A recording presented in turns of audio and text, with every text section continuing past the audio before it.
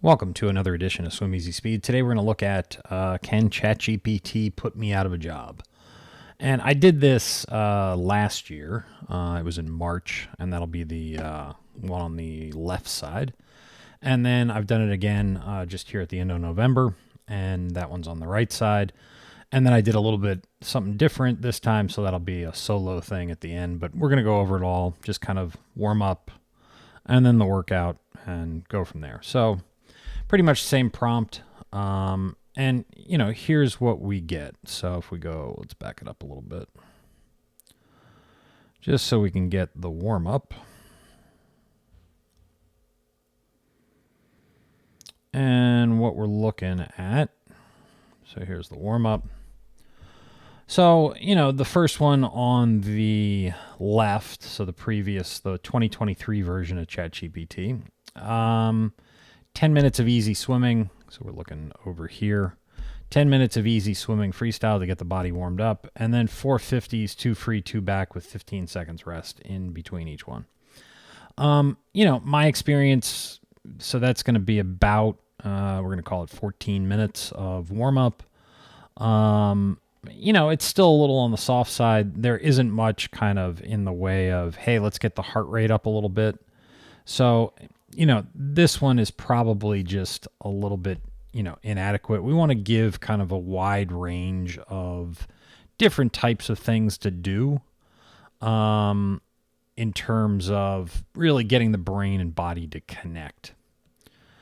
So when we go to this one, the new one, so, it gives you a little bit of more kind of lead in, an idea of what you're going for in the workout, which is good. An Ironman swim workout that balances endurance, efficiency, and technique. The total distance is approximately 4,000, can be adjusted based on the athlete's current fitness level. So, they even give it a title, endurance and efficiency. So, for the warm-up, we're looking at 200 meters of easy freestyle, 600 meters total, which is really woefully inadequate. Then we got 300 of drill work with just 15 seconds rest in between each one, and it's a random selection of catch-up drill, fingertip drag, and then one arm freestyle, switching arms every 25 meters. So then when we go back, we get into the main set. And here we go in the main set. So, they're fairly similar. So it looks like the one on the first one from 2023, it looks like, so it's 1600, 1600, 1600. So it's a 4,800 meter set, which, I typically wouldn't prescribe that to just about anybody. Not a pro triathlete, not a certainly not an age grouper that's swimming 3 times a week. You're looking at, this whole workout's probably somewhere around 6,000, something like that, maybe mid 5,500. And basically all at steady pace, moderate pace, steady pace.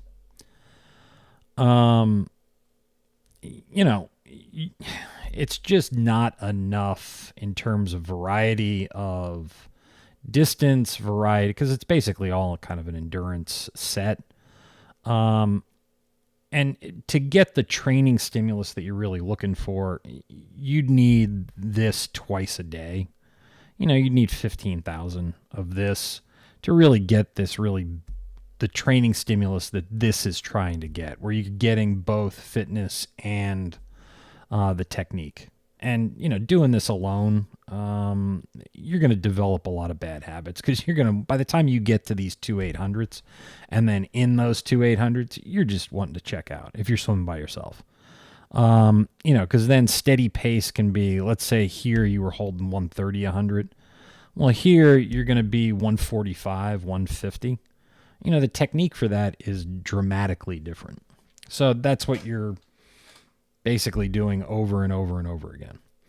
So when we get here, it's a little bit better. It's starting to become a little bit more nuanced.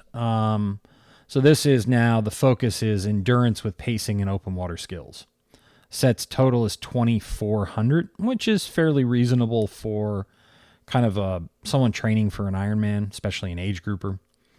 Because I didn't specify early on, hey, I want it to be able to swim under an hour, or I want, I only have 3 times a week to do this. It was just write a workout for an athlete training for an Ironman. So, it's getting a little bit more specific here. So we're, Ironman race pace plus 5 to 10 seconds, 100. So, you're trying to say, so let's say you were shooting for 130.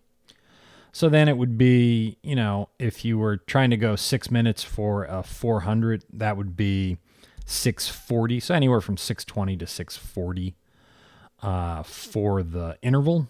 But it then says rest 30 seconds. So I guess they're telling you to go a little bit slower than your Ironman pace. I wouldn't really agree to that, because Ironman pace is already at about, probably for most athletes at about 75% of threshold. So they're telling you, let's go 60, 65% of threshold. Because then they say maintain a sustainable pace. Well, the Ironman pace should already be a sustainable pace. Use a pull buoy or paddles for one repeat to simulate fatigue management. You're probably going to be working on fatigue management by the time you get down somewhere in here, especially if you would have had this be a little bit faster without as much rest. Because the problem with just giving rest intervals and their lack of specificity is that, you can go, say, for instance, you start out at 130 per 100. You get 30 seconds rest.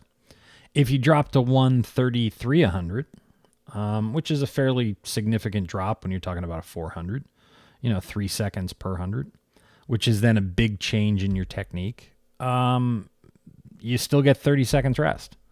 So it doesn't really keep you very focused or engaged or present with the workout.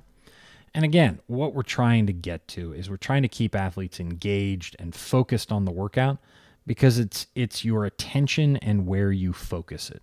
That's what's driving this skill. And it's the skill more than anything else, more than, hey, we need to work on endurance, that you're trying to develop here. So it's really seated in your brain. It's not seated in your heart and lungs. Those are byproducts. Learning this skill, if you go through and learn the skill properly of how to race an Ironman swim faster and more efficiently, one of the byproducts of that is VO2 max increases, so aerobic capacity, anaerobic capacity. All of the typical physiological markers come along with it. So then we get to, this is better, 6,200's descending pace. So we're looking at, pace change stuff is always good. It gives you a feel for how it should be. Again, not crazy about just a basic rest interval, but, variation in pace, getting kind of used to changing pace, figuring out where your gears are in terms of the swim, instead of just being able to conditioning yourself to swim this one steady pace. So typically what I'll see is if you go outside that pace at all, the wagons fall kind of off the wheels. So, this objective's pretty good. Practice pace variation, increase efficiency under fatigue. And that would be stuff that you're dealing with as you go from moderate steady to strong. Now, it would be better to see more specificity for the athlete. But, again, ChatGPT is just kind of writing this blind. Doesn't know pacing, doesn't know any of that. So then we're doing 450s sight practice hard effort. So it looks like just 10 seconds rest. Every 10 strokes, lift your head to sight a buoy. Yeah, I mean, that's fine. It's sighting is probably one of the more easy things to kind of do in swimming or pick up on.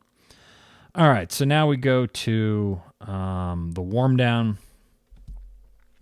5 to 10 minutes of easy cool down.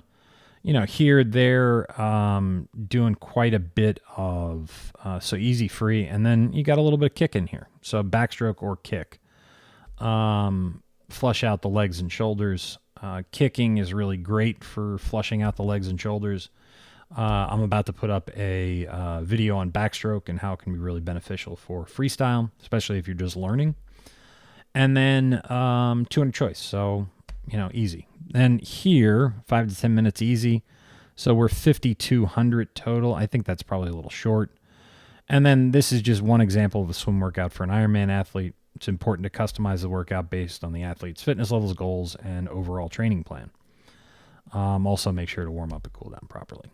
So, in this one, it gives you a little bit more detailed notes. So, equipment options, pacing, and then open water simulation if possible. Practice in open water, add more sighting drills to simulate race conditions. Pacing tips to practice their breathing rhythm, bilateral breathing. I don't know about that, but again, it's skimmed the internet. I'm sure that's where, this looks like a pretty standard kind of triathlon community idea on how to train for an Ironman swim. Has it gotten better? It's definitely gotten better than it was over here. But there's still some, pretty glaring holes in using this to really get better. For instance, if you're swimming alone versus with a team, if you are doing intervals versus doing rest intervals, you're not really using a lot of equipment in here.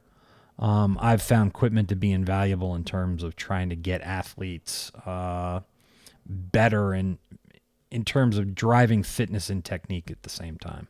So being a lot more efficient with it. So then we go to, hey, let's target for a sub 1 hour Ironman swim. So, the distance has gone up a little bit still, same kind of deal, about 600 for the warm up. Main set looks, a little bit different. So, we're 800s up here. The 200s then are this kind of descending pace. It's giving you more of a target pace. So 125 to 130 per 100 meters. I'd say that's a little bit off. Typically I see athletes,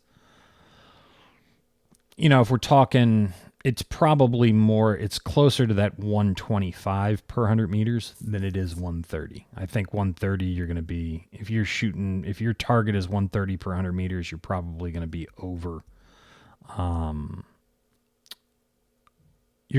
that hour pace in an Ironman. Again, not a lot of specificity there. Build confidence in sustaining the required pace for the Ironman swim. Okay. Use buoy or paddles for the 800 meter to replicate 800 meter rep to simulate fatigue management. All right. I mean, the buoy's going to basically, depending on when you use the buoy, I mean, typically you'll see a lot of experienced athletes, who maybe don't want to work as hard anymore, will grab that buoy and paddles just to make things a little bit easier. So I don't know if I necessarily agree with that variation, but it is what it is. Now this is a good objective: trainability to push through fatigue while maintaining good technique. A lot of this is just technique under load. So can you maintain the technique? How resilient is your technique to stress? And that's a good way to build it. So we got 700 meters of warm down. And then the workout notes is a little bit more specific. So for a 1 hour swim, aim to sustain 130. Again, I think it's a little bit faster. I think you should maintain a little bit faster than that. Encourage a stroke rate of 60 to 65 strokes per minute with bilateral breathing for balance and sighting readiness. This is right out of the triathlon community playbook. This is a little bit too generic of a recommendation. If we're talking 60 to 65 strokes per minute, That's pretty on the low end of where most people would be. You know, eventually, if you are, trying to go an hour pace, this is going to be like a tempo of 1 point, probably 7, something like that, 1.8, which is at the, upper end of kind of what's successful at that pointy end of the field. I think most people probably be better off based on height, physiology, kind of maybe 1.5, 1.6. So they're, closer to 75 strokes per minute. So a little bit higher. I'm not kind of an all in on bilateral breathing. I think if you're more comfortable to one side, breathe to the one side. Just be aware of that you've got to balance out the stroke. And then sighting readiness. Yeah, get that in races. Go work on your sighting in races. And then if the athlete can access open water, I'm not a big fan of doing open water practice swims. They generally don't do anything. You're not really getting a great training stimulus. If you want to get open water skills, go out and race. That's where you're going to get open water skills, is in races.